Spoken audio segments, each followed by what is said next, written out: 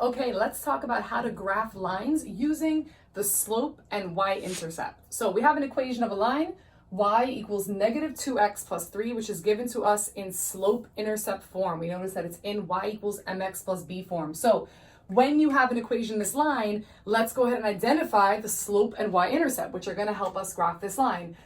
So again, this is in y equals mx plus b. So m is our slope, and in this case, m is negative 2. So I'm going to rewrite slope as rise over run equals negative 2.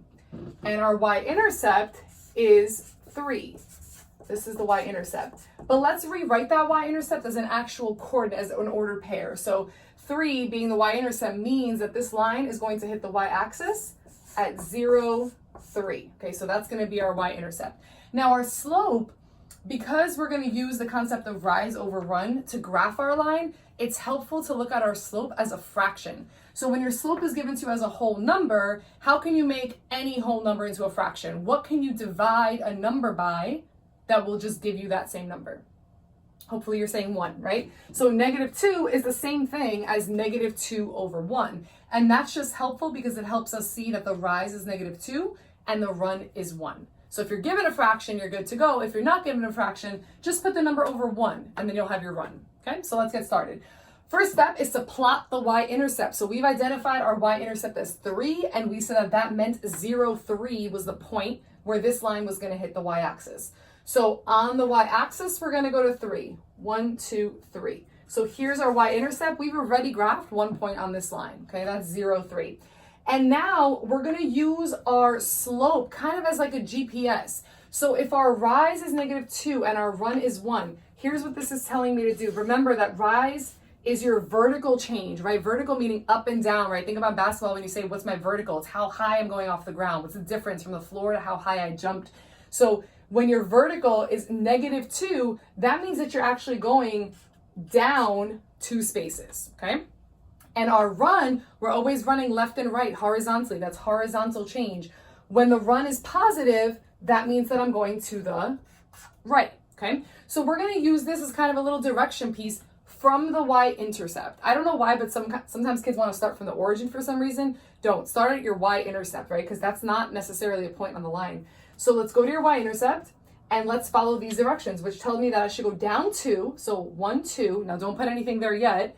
And then over 1 to the right. So right 1. And now here's another point on this line. And we can keep going for as long as we want. So from the second point that I already drew, let's go down 2. 1, 2. So now we've crossed over the x-axis. Right 1. Right 1. And here's another point on the line. So I already have 3 points for this line.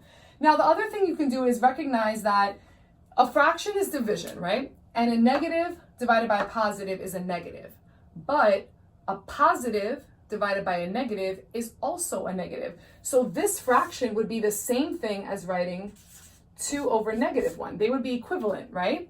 And these would give me a different set of directions that would allow this line to extend the other way. So if I look instead at my rise as being 2, that means I'm going up instead of down, right? Remember again, your rise is your vertical, so it's either up or down. And if my run was negative 1, run being horizontal, remember when it was positive, I went right. Well, when it's negative, that means I go left. So let's go back to our y-intercept, the initial point that we drew, and let's use these directions instead. Let's go up 2, 1, 2, don't put anything there yet, and then left 1. And you can see that it falls in line with the rest of them, right? It's going to make a line. If you got a point out here, you did something wrong, right? So make sure that your points look like they're forming a line. And I can keep going again for as long as I want. Up 2, left 1, right? And then make sure that you're using a ruler or some straight edge to put all these together. And unless there's some type of real world restrictions, we're putting arrows to show that our lines infinitely continue. And here's the graph of y equals negative 2x plus 3. Okay, let's do one more example. So now we've got y equals 1/3 x plus 4. So 1/3 being my slope. So I'm rewriting my slope as rise over run, where my rise is 1 and my run is 3. My y-intercept is 4, right? It's the b, which is the point 0, 4, which is where I'm going to start my graph. So I'm going to go to 4 on the y-axis. 1, 2, 3, 4. Here's my starting point for my line. You always start at your y-intercept. Now we're going to use our slope. So let's get those directions again, right? So rise meaning up or down. It's positive, so I'm going to go up. The run is also positive, so I'm going to go right. So I'm going from my y-intercept up 1, stop, don't put a point there yet, and then right 3. 1, 2, 3. And here's my next point. And again, like before, I can keep going. So up 1, over 3. 1, 2, 3. And there's my next point. And then remember, like I was saying before, we can always go the opposite direction, right? I'm allowed to now go down 1, left 3. Why? Because if I just change this into -1 over -3, this is the same thing. A negative divided by a negative is still a positive. So these have the same value, okay? So from my y-intercept, I can go the other way. Down 1, left 3. 1, 2, 3. And again, you can see that it's going to fall in line and it's going to create this linear function. So the orange line here is the graph of y equals 1/3 x plus 4, all right?